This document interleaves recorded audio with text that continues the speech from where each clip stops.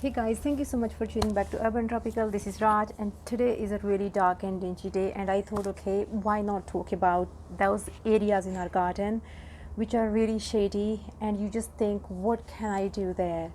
Actually, there are a lot of things to be done, and that's how I used to think. Anything I used to think is a shady, all I have to stick with is a fatsia. That's the only thing I can do. Well, that's not true. Fatsia is amazing as it is, or there are many other foliage plants. But if you are after color, there are so many plants which can do really well in those. So, in order of my preference, I'm just going to talk about it, and I don't have all of them in my garden, but I have most of them, and let's get cracking.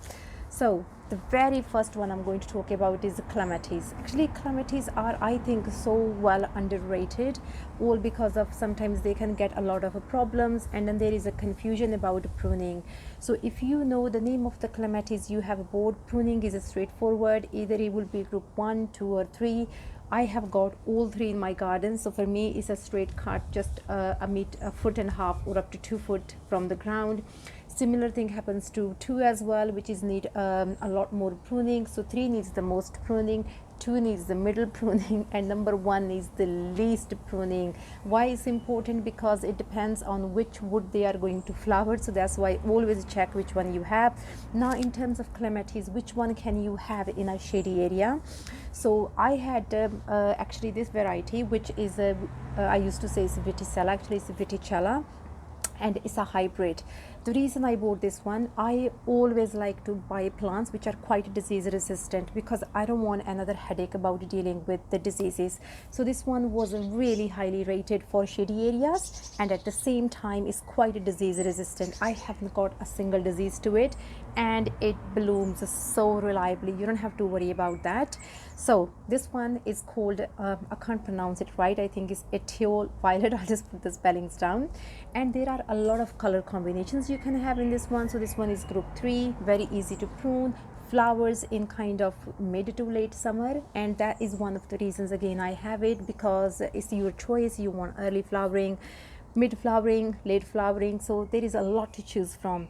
And the other cool thing is, in viticella you have got a really range of colors. But if you think you want something to a monstrous a clematis in your garden, so you can have a montana. That was my very first choice. I was going to have a montana, but then I was so much scared, what if overtook my area? And that's a really key thing, because pruning can be quite tedious sometimes. When it's a small plant, you think pruning is good, but when it's something you can't prune, and then you have to use the techniques, where shall I prune, it becomes a nightmare. So I was thinking, okay, I love the smell of montana. I just think it looks so pretty over a pergola. That's what I have, this one going up pergola. And then I decided on viticella, just because again, all clematis are fast growing, so this is really fast growing, it's reliable, and you have a really good choices of colors. So there is another one's called black prince, it's really good. And then there is another one called julia corovan, is really good, kind of reddish shade as well if you are after. So I'm really planning to do one clematis in bamboos as well. I just want to see how this wild look goes.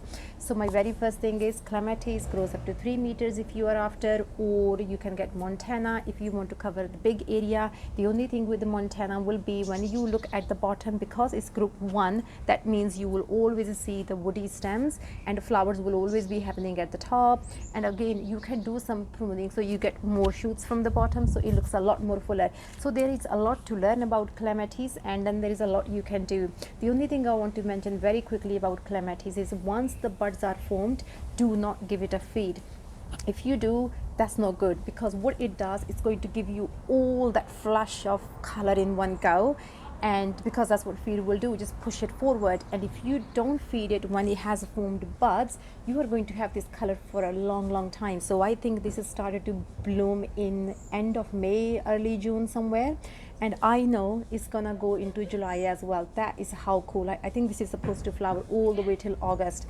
So there are I mean, again, I love viticella, and I cannot recommend it enough. If you could have it just one, this is the variety, and you can pick any color you want. Again, super easy to prune. Now we are moving on to my second favorite things. I love roses, and for me, if you have a shady spot, why not put a climbing rose there? Because one, it gives you color. Second, roses are again fast growing plants, and then they are cheap as well. So what's the best one to grow? So I can't pronounce this one. So this one I have got growing on the north wall of my house. It's called Madame Alfred. I can't pronounce the last one. So this one is really again mammoth. So it has gone to the second, actually the first, I don't have a second story. So it has gone to the first story of my house, and I will have to worry about now how to prune it. You always need a ladder, so you have to be really careful how tall you are going to plant something, or just keep it always a minimum. But if you are after something more sharper color, there is one highly recommended. It's called a Dance de Feu, and it gives a beautiful scarlet red colors, and it flowers in the summer, and the flowers are just so vivid. So if you are after a tropical scheme, you should have this one. The richness in color is just amazing, and again, it can do well in a north and east facing. So all the plants I'm talking, they're really low light area, which is north and east facing. So this is east facing, it doesn't get much sun at all. And again, I have got another rose which I have not included in the list, but I'll talk anyway. This one is called Generous Gardener. The reason I bought this one was, again, low light area. It used to be on my north facing garden. I have shifted it here because we did the extension, so I had to dig things up. So again, it does really well in low light, but of course it will bloom a lot more better if you give it more light. And then there is an other rose which is so beautiful. It's called Wedding Day. It's a rambling rose, gives a beautiful pink flower, actually gives white flowers, and they just look stunning. So there is a lot of choice in terms of roses as well. And now we are going to move on to the third option, which I did consider for my north facing house wall, but then I had to kind of decline it, and I'm going to explain as well why I declined it. So the third one is hydrangea. So there are hydrangeas which are evergreens, and they are self-clinging. That means you don't have to worry about giving a framework, and they are perfect for really tall places. The reason I did not have a hydrangea as a climber on my north facing, because it's a mammoth of a job, and it grows up to 50 foot tall. First, it's really slow. It takes 2 to 3 years to settle. After that, there is no stopping it. And then we had to worry about all the pruning. So always check the eventual size before you plant anything, because when you go to garden center, things looks really nice. They are small, and when you bring them home, and that's when you realize, oh my God, what did I do years down the line? Who's going to prune it? So all these headaches come into equation, especially when you need ladders and you have obstacles on the way. So pruning becomes a bit of a tedious job. So always think about that. And the last one I think is really good for color is honeysuckle, Japonica Helena. I don't know the name, but I'm just going to list it. So this one again was one of my preference, but then I chose a different honeysuckle just because this one again is less in terms of a height. Again, the key thing I'm mentioning here is how mammoth size you want is really a key thing. I don't want a huge honeysuckle that I have to think about has taken over my place. I have to do a lot of pruning. I always mention in my videos, I like to have really low maintenance plants, or I try to make my life easier because I want to enjoy them. I'm not gonna worry about it has taken over this area or that area. So just try to find the right plant for the right spot. There is always good method. You can always test things. That's what I do.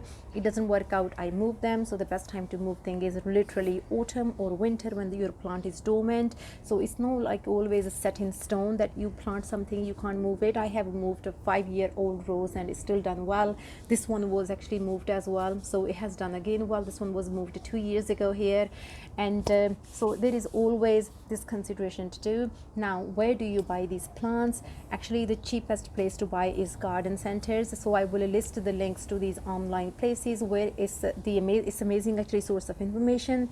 You can pick the aspect, as in you want north, south, east, west facing, which color you want, how tall you want evergreen or you want deciduous. So there are all those filters you can do that makes your life easier. So my highly recommended thing is that always look at the eventual size, because you don't want any surprises.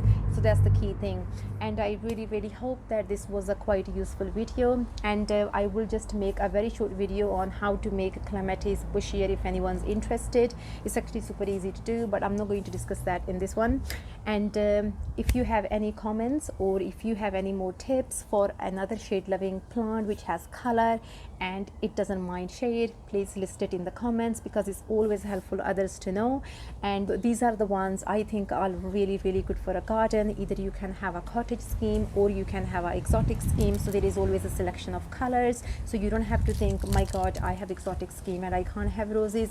At the same time, I always think it's your garden, it's your choice, so it's not about exotic or it's not about cottage, it's about what you like. And plants are just beautiful, either they are exotic or they are not exotic. These bring happiness to your face every time you look at them, and they bring this happy feeling in your garden when the blooms comes in. You know, the very first bloom is always really special in the garden.